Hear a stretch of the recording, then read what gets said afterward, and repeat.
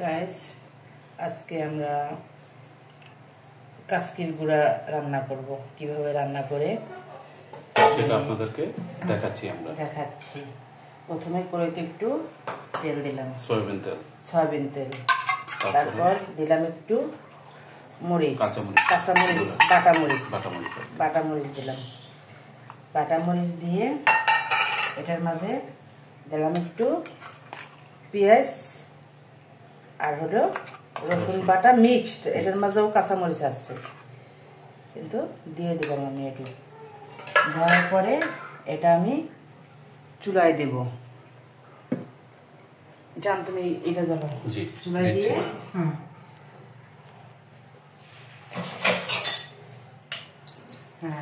চুলায় দিয়ে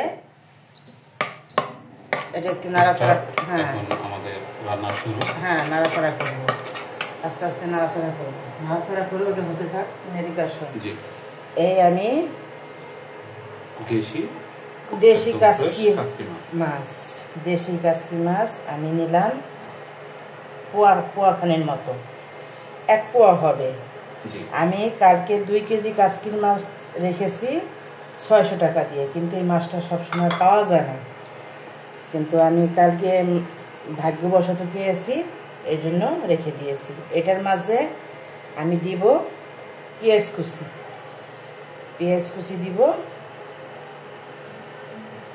হলো টমেটো কুচি,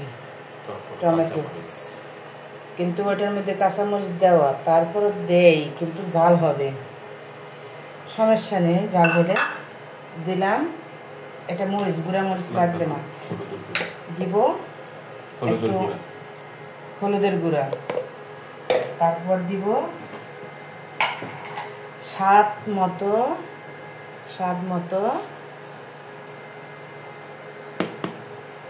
মতো লবণ গাইস।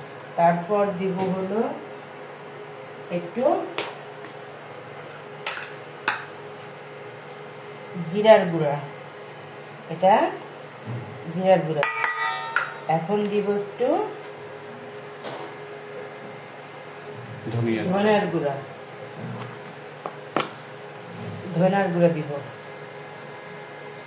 এই জায়গায় দিয়েছি, ধনিয়ার গুঁড়া দিয়েছি। এখন কি করব, একটু হালকা দিব একটু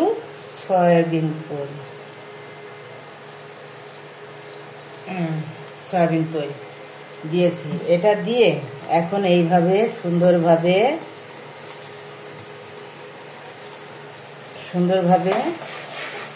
মাখা করিব। মাখা করে এই যে দেখতেছেন, মাখা করে ফেলেছি।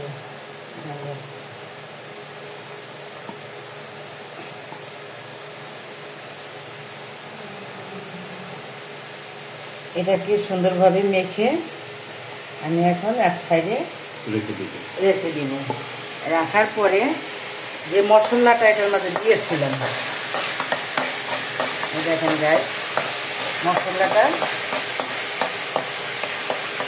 ভাজা হয়ে গেছে। এখন আমরা এটার মাঝে মাছটা ঢেলে দিব, কিন্তু একটু পানি দিব না। পানি দিলে মানে এটা একদম হয়ে যাবে, এটা থেকে পানি বের হবে গ্যাস। এখন এভাবে আমরা ঢেকে রেখে দিব। এভাবে আপনারা চচ্চড়ি করলে এভাবে চচ্চড়ি করবেন, এইভাবে চচ্চড়ি করলে ভালো লাগে। এখন এটা একদম মাখা হয়ে যাবে আর গায়ে লেগে যাবে, তখন আমরা নামিয়ে ফেলবো। আমাদের আজকে এই পর্যন্তই গাইস। ভালো লাগলে আমাদেরকে লাইক, কমেন্ট, শেয়ার করবেন। আল্লাহ হাফেজ।